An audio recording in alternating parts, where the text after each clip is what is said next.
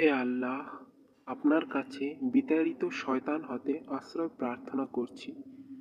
পরম করুণাময় অসীম দয়াবান আল্লাহর নামে। নুন শপথ কলমের এবং শপথ ওরা যা লিপিবদ্ধ করে তার। তোমার প্রতিপালকের অনুগ্রহে তুমি উন্মাদ নও। তোমার জন্য রয়েছে অবশ্যই নির্বিচ্ছিন্ন পুরস্কার। তুমি অবশ্যই মহৎ চরিত্রের উচ্চতম স্তরে অধিষ্ঠিত। শীঘ্রই তুমি দেখবে এবং ওরাও দেখবে তোমাদের মধ্যে কে বিকারগ্রস্ত।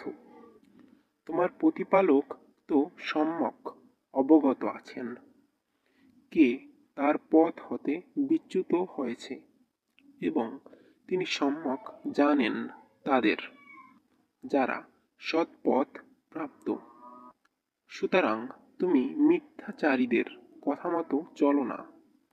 ওরা চায় যে তুমি নমনীয় হও, তাহলে ওরাও নমনীয় হবে।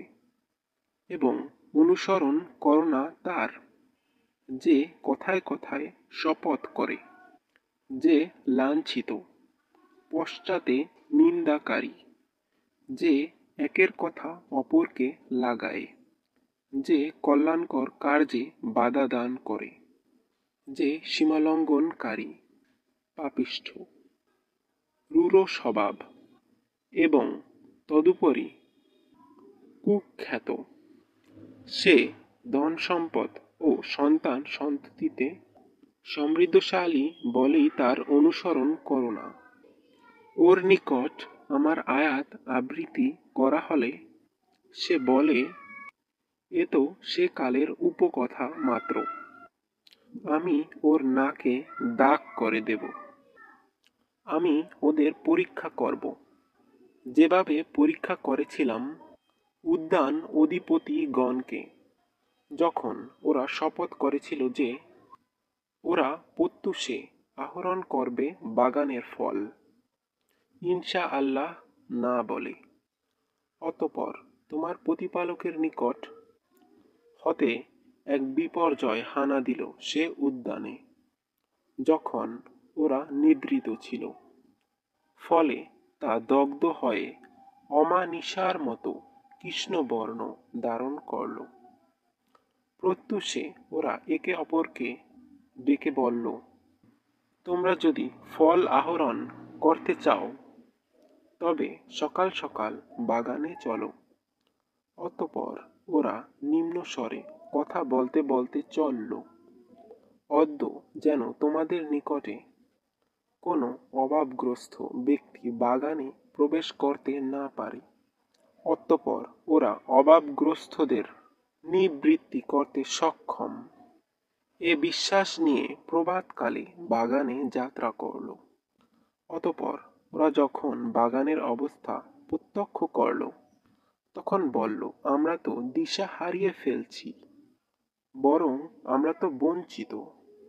ওদের মধ্যে শ্রেষ্ঠ ব্যক্তি বলল, আমি কি তোমাদেরকে বলিনি, এখনো তোমরা আল্লাহর পবিত্রতা ও মহিমা ঘোষণা করছো না কেন? তখন ওরা বলল, আমরা আমাদের প্রতিপালকের পবিত্রতা ও মহিমা ঘোষণা করছি। আমরা নিঃসন্দেহে সীমালঙ্ঘনকারী ছিলাম। অতঃপর ওরা একে অপরের প্রতি দোষারোপ করতে লাগল। ওরা বলল, হায় দুর্ভোগ আমাদের, আমরা তো ছিলাম সীমালঙ্ঘনকারী। আমরা আশা রাখি আমাদের প্রতিপালক এর পরিবর্তে আমাদের দেবেন উৎকৃষ্টতর উদ্যান। আমরা আমাদের প্রতিপালকের অভিমুখী হলাম। শাস্তি এরূপই হয়ে থাকে, এবং পরকালের শাস্তি কঠিনতর। যদি ওরা জানত, সাবধানীদের জন্য রয়েছে ভোগ বিলাসপূর্ণ জান্নাত তাদের প্রতিপালকের নিকট। আমি কি আত্মসমর্পণকারীদেরকে সত্য প্রত্যাখ্যানকারীদের সদৃশ গণ্য করব? তোমাদের কি হয়েছে? তোমাদের এ কেমন সিদ্ধান্ত? তোমাদের নিকট কি কোনো কিতাব আছে যা তোমরা অধ্যয়ন করো? নিশ্চয়ই তাতে তোমরা তাই পাবে যা তোমরা পছন্দ করো। আমি কি তোমাদের সাথে কিয়ামত পর্যন্ত বলবৎ এমন কোনো প্রতিজ্ঞায় আবদ্ধ আছি যে তোমরা নিজেদের জন্য যা স্থির করবে তাই পাবে? হে রসূল, তুমি ওদের জিজ্ঞাসা করো, ওদের মধ্যে এ দাবির প্রতিষ্ঠাতা কে? ওদের কি কোনো দেবদেবী আছে? তাহলে ওরা ওদের দেবদেবীগুলোকে উপস্থিত করুক, যদি ওরা সত্যবাদী হয়। স্মরণ করো সে চরম সংকটের দিনের কথা, যেদিন ওদের সিজদা করার জন্য আহ্বান করা হবে, কিন্তু ওরা তা করতে সক্ষম হবে না। হীনগ্রস্ত হয়ে ওরা ওদের দৃষ্টি অবনত করবে, অথচ ওরা যখন নিরাপদ ছিল তখন তো ওদের আহ্বান করা হয়েছিল সিজদা করতে। যারা এ কুরআনকে প্রত্যাখ্যান করে তাদের ছেড়ে দাও আমার হাতে। আমি ওদের এমনভাবে ক্রমে ক্রমে ধ্বংসের দিকে নিয়ে যাব যে ওরা জানতে পারবে না। আমি ওদের সময় দিয়ে থাকি, আমার কৌশল অত্যন্ত বলিষ্ঠ। তুমি কি ওদের নিকট পারিশ্রমিক চাচ্ছ যে ওরা একে একটি দুর্বহ দণ্ড মনে করবে? ওদের কি অদৃশ্যের জ্ঞান আছে যে ওরা তা লিখে রাখে? অতএব তুমি তোমার প্রতিপালকের নির্দেশের অপেক্ষায় ধৈর্য ধারণ করো। তুমি ইউনুসের ন্যায় অধৈর্য হয় না। সে বিষাদ আচ্ছন্ন অবস্থায় কাতর প্রার্থনা করেছিল।